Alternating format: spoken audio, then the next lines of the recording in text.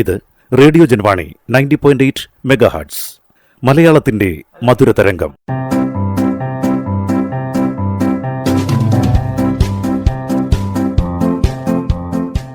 ഇപ്പോൾ വാരാന്ത്യ ലോക വൃത്താന്തം കേൾക്കാം. പ്രൊഫസർ ജെ ജേക്കബ് അവതരിപ്പിക്കുന്നു. വാരാന്ത്യ ലോക വൃത്താന്തം.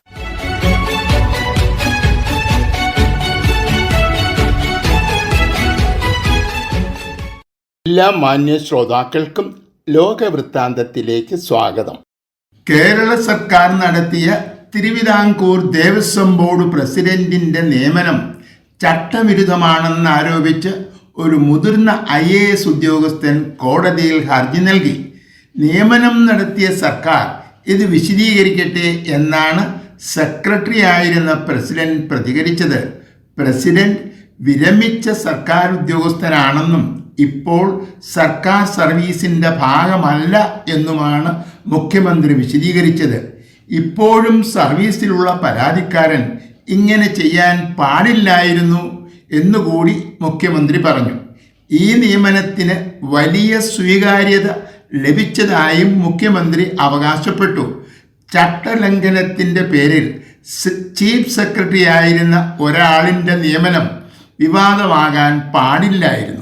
മുതിർന്ന IAS ഉദ്യോഗസ്ഥൻ പൊതു താൽപ്പര്യത്തിൻ്റെ പേരിൽ സർക്കാരിനെതിരെ കോടതിയിൽ പോകുന്നത് ഭരണ സംവിധാനത്തിന് വലിയ വെല്ലുവിളിയാണ്. ചട്ടമനുസരിച്ച് നിയമങ്ങൾ നടത്തണം എന്നത് ഒരു പൊതു തത്വമാണ്. ചട്ടലംഘനം നടന്നിട്ടുണ്ടോ എന്നത് പരിശോധിക്കേണ്ടതാണ്.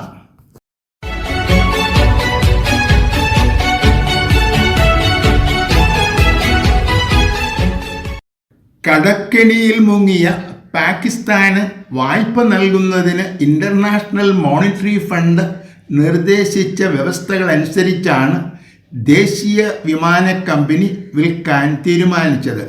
പാകിസ്ഥാൻ ഇന്റർനാഷണൽ എയർലൈൻസ് വിൽപ്പന ഈ മാസം തന്നെ നടക്കുമെന്ന് പ്രധാനമന്ത്രി ഉറപ്പു നൽകിയിട്ടുണ്ട്. ഒരു കാലത്ത് വലിയ പ്രതാപത്തിൽ പ്രവർത്തിച്ചിരുന്ന ഈ വിമാന കമ്പനി ഇന്ന് വലിയ കടബാധ്യതയിലാണ്. ആദ്യമായിട്ടാണ് പാകിസ്ഥാൻ ഒരു പൊതുമേഖലാ സ്ഥാപനം സ്വകാര്യവൽക്കരിക്കുന്നത്. പാകിസ്ഥാനികൾക്കല്ലാതെ വിദേശികൾക്ക് ഈ സ്ഥാപനം കൈമാറില്ല എന്നാണ് ഭരണകൂടത്തിൻ്റെ തീരുമാനം. പല തദ്ദേശീയ കമ്പനികളും രംഗത്തുണ്ടെങ്കിലും ഫൗജ് ഫെർട്ടിലൈസേഴ്സ് എന്ന കമ്പനി പാകിസ്ഥാൻ ഇന്റർനാഷണൽ എയർലൈൻസ് ഏറ്റെടുക്കും എന്നാണ് പ്രതീക്ഷിക്കുന്നത്. പ്രതിരോധ സേനാ മേധാവിയായ ഫീൽഡ് മാർഷൽ അസീം മുനീറിൻ്റെ നിയന്ത്രണത്തിലുള്ള സ്ഥാപനമാണ് ഫൗജ് ഫെർട്ടിലൈസേഴ്സ് എന്ന കമ്പനി. പ്രധാനമന്ത്രി ഷഹബാസിനേക്കാൾ ഉയർന്ന സ്ഥാനമാണ് 27ാം ഭരണഘടനാ ഭേദഗതി അസീം മുനീറിന് നൽകിയിരിക്കുന്നത്.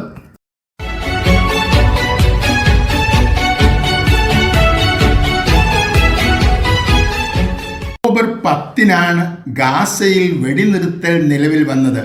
നേരത്തെ നിശ്ചയിച്ചതനുസരിച്ച് 1-ാം ഘട്ടം പൂർത്തിയായെന്നും 2-ാം ഘട്ടം ആരംഭിക്കണമെന്നും മധ്യസ്ഥന്മാരായ ഖത്തറും ഈജിപ്തും അമേരിക്കയോട് ആവശ്യപ്പെട്ടു. കരാറിൻ്റെ 1-ാം ഘട്ടത്തിൽ നിർദ്ദേശിച്ചിരുന്നത് പോലെ ബന്ദികളുടെ കൈമാറ്റവും മഞ്ഞരേഖയിലേക്കുള്ള ഇസ്രായേലി സൈന്യത്തിൻ്റെ പിന്മാറ്റവും ഏതാണ്ട് പൂർത്തിയായിരിക്കുകയാണ്. ഗാസയിൽ നിന്നുള്ള ഇസ്രായേൽ സൈന്യത്തിൻ്റെ പിന്മാറ്റവും ഹമാസിൻ്റെ നിരായുധീകരണവുമാണ് 2-ാം ഘട്ടത്തിൽ നടക്കേണ്ടത്. ഇസ്രായേൽ സൈന്യം ഗാസയിൽ നിന്നും പിന്മാറിയാൽ ആയുധങ്ങൾ ഉപേക്ഷിച്ച് പാലസ്തീൻ അതോറിറ്റിക്ക് മുമ്പിൽ കീഴടങ്ങാമെന്ന് ഹമാസിൻ്റെ തലവൻ കഴിഞ്ഞ ദിവസം പ്രഖ്യാപിച്ചു. ഗാസ നഗരത്തിൻ്റെ സംരക്ഷണം ഒരു അന്താരാഷ്ട്ര സുരക്ഷാ സേനയ്ക്ക് കൈമാറണം എന്നാണ് കരാറിൽ നിർദ്ദേശിച്ചിരിക്കുന്നത്. വെടിനിർത്തൽ നിലവിൽ വന്നതിനു ശേഷം ഒറ്റപ്പെട്ട ആക്രമണങ്ങൾ ഉണ്ടായെങ്കിലും വെടിനിർത്തൽ തുടരാൻ ഹമാസും ഇസ്രായേലും തയ്യാറായത് ഒരു നേട്ടം തന്നെയാണ്.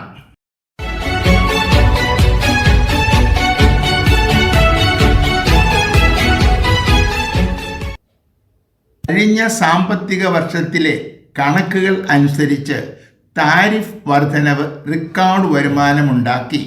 അമേരിക്കയുടെ മൊത്തം വരുമാനത്തിൽ 4% താഴെയാണ് താരിഫിൽ നിന്നുള്ള വരുമാനം. ഇതിൽ 55% പിരിച്ചെടുത്തത് ഇറക്കുമതി നടത്തുന്ന അമേരിക്കൻ കമ്പനികളിൽ നിന്നാണ്. ഇറക്കുമതി ചെയ്യുന്ന ഉൽപ്പന്നങ്ങളുടെ വില വർദ്ധിപ്പിച്ചുകൊണ്ടാണ് താരിഫ് വർധനവ് മൂലം ഉണ്ടായ നഷ്ടം കമ്പനികൾ നികത്തിയത്. ഇതേ തുടർന്ന് ആഭ്യന്തര വിപണിയിൽ വിലക്കയറ്റം ഉണ്ടായി. ഇത് ഉപഭോക്താക്കളുടെ വാങ്ങൽ ശേഷിയെ പ്രതികൂലമായി ബാധിക്കുകയും വിൽപ്പന കുറയുകയും ചെയ്തു എന്നാണ് പഠനങ്ങളിൽ കണ്ടെത്തിയത്. അമേരിക്കയെ മഹത്തരമാക്കുക എന്ന മുദ്രാവാക്യവുമായി ആരംഭിച്ച താരിഫ് വർധനവ് സ്വന്തം പൗരന്മാർക്കും കമ്പനികൾക്കും വലിയ പാരയായി എന്നാണ് പല പഠനങ്ങളും പറയുന്നത്. സാമ്പത്തികമായി പരാജയപ്പെടുന്ന പദ്ധതികൾക്ക് അധികകാലം തുടരാൻ കഴിയില്ല എന്നാണ് ഈ രംഗത്തെ വിദഗ്ധന്മാർ ചൂണ്ടിക്കാണിക്കുന്നത്.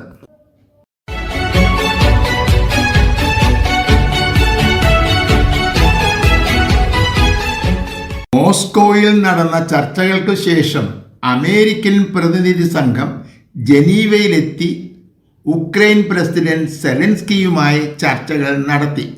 4 വർഷമായി തുടരുന്ന റഷ്യ ഉക്രൈൻ യുദ്ധം അവസാനിപ്പിക്കുന്നതിനുള്ള ചർച്ചകൾ വിജയകരമായി മുമ്പോട്ട് പോകുന്നു എന്നാണ് റിപ്പോർട്ടുകൾ സൂചിപ്പിക്കുന്നത്. യൂറോപ്യൻ യൂണിയൻ, അമേരിക്ക, ഉക്രൈൻ തുടങ്ങി എല്ലാ കക്ഷികളും ചർച്ചയിൽ പങ്കെടുക്കുന്നു. പല പ്രധാനപ്പെട്ട നിർദ്ദേശങ്ങളും അംഗീകരിച്ചു എങ്കിലും യുദ്ധം അവസാനിപ്പിക്കുന്നതിനുള്ള ചർച്ചകൾ തുടങ്ങുന്നതിന് മുമ്പ് പല കാര്യങ്ങളിലും തീരുമാനം ആകേണ്ടതുണ്ട് എന്നാണ് സെലൻസ്കി പ്രതികരിച്ചത്. തടവിലാക്കിയ മുഴുവൻ ഉക്രൈനിയൻ പൗരന്മാരെയും റഷ്യ വിട്ടയക്കണം എന്നത് തുടക്കം മുതൽ സെലൻസ്കി ആവശ്യപ്പെടുന്ന ഒരു കാര്യമാണ്. യുദ്ധം ആരംഭിച്ചപ്പോൾ റഷ്യൻ സൈന്യം നിലയുറപ്പിച്ച സ്ഥലങ്ങളിലേക്ക് പിന്മാറുക, നാറ്റോയിൽ ഉക്രൈന് അംഗത്വം നൽകുക തുടങ്ങിയ ആവശ്യങ്ങളിൽ വിട്ടുവീഴ്ചയ്ക്ക് തയ്യാറാകാതിരുന്നതുകൊണ്ടാണ് നേരത്തെ നടന്ന ചർച്ചകൾ പരാജയപ്പെട്ടത്.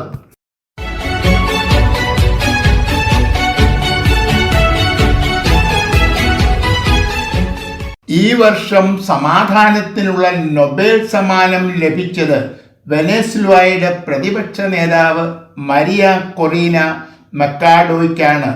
പ്രസിഡന്റ് മഡുറോയ്ക്കെതിരെ ഇവർ നടത്തുന്ന സമരം പരിഗണിച്ചാണ് ഈ ബഹുമതി നൽകാൻ തീരുമാനിച്ചത്. 2013 പ്രസിഡന്റ് ഹ്യൂഗോ ഷാവേസ് മരിച്ചതിനെ തുടർന്നാണ് നിക്കോളാസ് മഡുറോ പ്രസിഡന്റായി തിരഞ്ഞെടുക്കപ്പെട്ടത്. 2018 നടന്ന തിരഞ്ഞെടുപ്പിൽ തിരിമറി നടത്തിയാണ് ഇദ്ദേഹം അധികാരത്തിൽ തുടരുന്നത് എന്നാണ് പൊതുവെയുള്ള ആരോപണം. പട്ടാളത്തിൻ്റെയും പോലീസിൻ്റെയും സഹായത്തോടെ പ്രതിഷേധക്കാരെ അടിച്ചമർത്തി അധികാരത്തിൽ തുടരാനാണ് ഇദ്ദേഹം ശ്രമിക്കുന്നത്.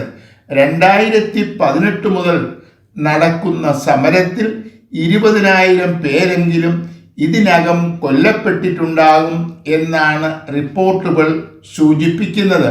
വധഭീഷണി നേരിടുന്നതിനാൽ മക്കാഡോയ്ക്കു പകരം മകളാണ് സമ്മാനം ഏറ്റുവാങ്ങിയത്.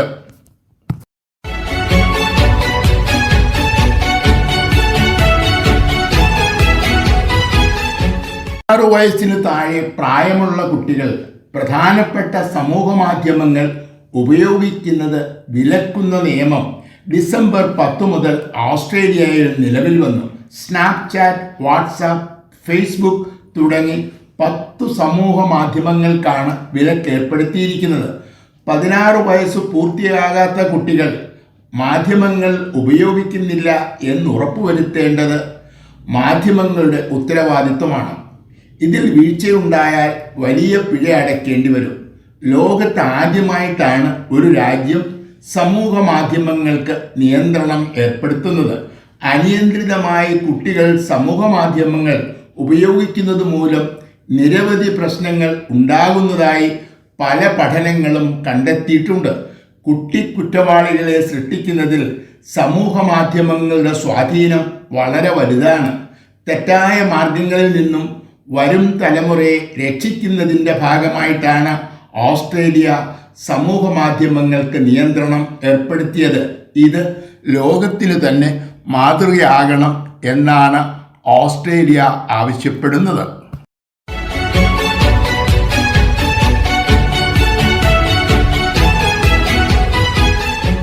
കേരളത്തിലെ സർവകലാശാലകളുടെ ചാൻസലർ സംസ്ഥാന ഗവർണറാണ്. തന്മൂലം വൈസ് ചാൻസലറുടെ നിയമനാധികാരി ചാൻസലറായ ഗവർണറാണ്. സംസ്ഥാന സർക്കാരും ഗവർണറും തമ്മിലുള്ള അഭിപ്രായ വ്യത്യാസം മൂലം 2 സർവകലാശാലകളിലെ വൈസ് ചാൻസലർ നിയമനം വിവാദമായിരിക്കുകയാണ്. വൈസ് ചാൻസലർ സ്ഥാനാർത്ഥികളുടെ യോഗ്യതയല്ല, അവരുടെ രാഷ്ട്രീയമാണ് ഈ വിവാദത്തിൻ്റെ അടിസ്ഥാനം. അക്കാദമിക് മികവിനു പകരം രാഷ്ട്രീയ ബന്ധങ്ങൾ വൈസ് ചാൻസലർ നിയമനങ്ങൾക്ക് മാനദണ്ഡം ആക്കാനാണ് ഇരു കൂട്ടരും ശ്രമിക്കുന്നത്. സമവായത്തിലെത്തിയില്ലെങ്കിൽ നിയമനം ഞങ്ങൾ നടത്തുമെന്ന സുപ്രീം കോടതിയുടെ അന്ത്യശാസനത്തിനും ഫലമുണ്ടായില്ല. സംസ്ഥാന സർക്കാരിൻ്റെയും ഗവർണറുടെയും ഈ 2 പ്രതിനിധികളും സുപ്രീം കോടതി നിർദ്ദേശിച്ച അധ്യക്ഷനും അടങ്ങുന്ന സെർച്ച് കമ്മിറ്റിയാണ് അപേക്ഷകരെ തിരഞ്ഞെടുത്തത്. ഈ കമ്മിറ്റിയിൽ UGCയുടെ പ്രതിനിധിയെ ഉൾപ്പെടുത്താതിരുന്നതും നിയമനാധികാരം കോടതിക്ക് വിട്ടുകൊടുത്തതും അസാധാരണമായ നടപടിയാണ്.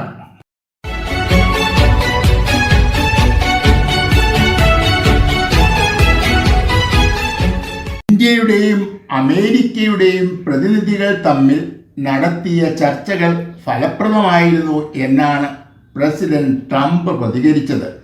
അങ്ങനെയെങ്കിൽ കരാർ ഒപ്പിടണം എന്നാണ് ഇന്ത്യയുടെ വ്യാപാര വ്യവസായ മന്ത്രി പീയൂഷ് ഗോയൽ ആവശ്യപ്പെട്ടത്. ഇന്ത്യയുടെ ഉൽപ്പന്നങ്ങൾക്ക് ഇറക്കുമതി ചുങ്കം 25% ആദ്യം വർദ്ധിപ്പിക്കുകയും റഷ്യയിൽ നിന്നും എണ്ണ വാങ്ങുന്നതിൻ്റെ പേരിൽ പിന്നീട് ഇത് 50% ഉയർത്തുകയും ചെയ്തു. ഇതേ തുടർന്നാണ് ഇരു രാജ്യങ്ങളും തമ്മിലുള്ള വ്യാപാര ബന്ധങ്ങൾ പ്രതിസന്ധിയിലായത്.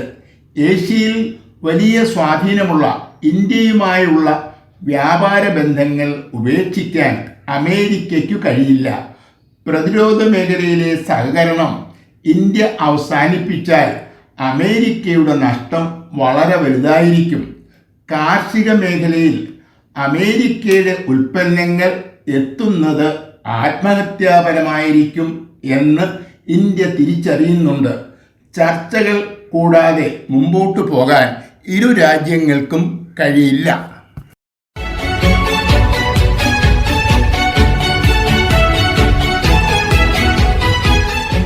നാലു വർഷത്തോടടുക്കുന്ന റഷ്യ ഉക്രൈൻ യുദ്ധം അവസാനിപ്പിക്കാനുള്ള അമേരിക്കൻ പ്രസിഡന്റ് ഡൊണാൾഡ് ട്രംപിൻ്റെ നിർദ്ദേശങ്ങൾ നടപ്പിലായില്ല. ഉക്രൈനിൻ്റെ എതിർപ്പാണ് പ്രധാന കാരണം. റഷ്യ കീഴടക്കിയ ഉക്രൈൻ പ്രദേശങ്ങളിന്മേലുള്ള അവകാശം ഉപേക്ഷിക്കാനാണ് ട്രംപ് ആവശ്യപ്പെടുന്നത്. യൂറോപ്പിലെ ഒട്ടുമിക്ക രാജ്യങ്ങളും ഇങ്ങനെ ഒരു ഒത്തുതീർപ്പിന് അനുകൂലമല്ല. ഇതിനു വഴങ്ങിയാൽ താമസിയാതെ റഷ്യ മറ്റു രാജ്യങ്ങളെ ആക്രമിക്കുമെന്നാണ് നാറ്റോ ഭയപ്പെടുന്നത്. നേരത്തെ തന്നെ ട്രംപ് വ്യക്തമാക്കിയിരുന്നു, നാറ്റോ എന്ന സൈനിക സഖ്യം രൂപീകരിച്ചത് യൂറോപ്പിൻ്റെ സുരക്ഷയ്ക്ക് വേണ്ടിയാണ്. എന്നാൽ ചെലവിൻ്റെ സിംഹഭാഗവും അമേരിക്കയുടെ തോളിലാണ്. മൊത്തം വരുമാനത്തിൻ്റെ 2% മാത്രമാണ് ഒരു രാജ്യം നാറ്റോയ്ക്ക് നൽകുന്നത്. ഇത് 5% വർദ്ധിപ്പിക്കണം എന്നാണ് ട്രംപ് ആവശ്യപ്പെടുന്നത്. ഇതിനെ തുടക്കത്തിൽ നാറ്റോ അനുകൂലിച്ചിരുന്നില്ല. എന്നാൽ ഇപ്പോൾ റഷ്യയെ പ്രതിരോധിക്കാൻ സ്വന്തം നിലയിൽ കരുത്താർജിക്കണം എന്ന ചിന്ത നാറ്റോയിലെ നേതാക്കന്മാർക്കിടയിൽ വളരുന്നതായിട്ടാണ് റിപ്പോർട്ടുകൾ സൂചിപ്പിക്കുന്നത്. വാരാന്ത്യ ലോക വൃത്താന്തം.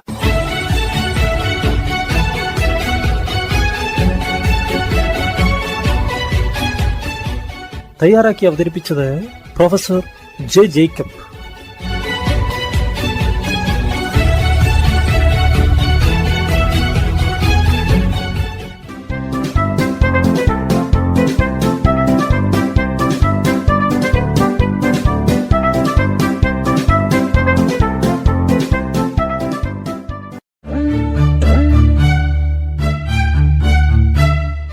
നിങ്ങൾ കേട്ടുകൊണ്ടിരിക്കുന്നത് ജൻവാണി 90.8 കമ്മ്യൂണിറ്റി FM.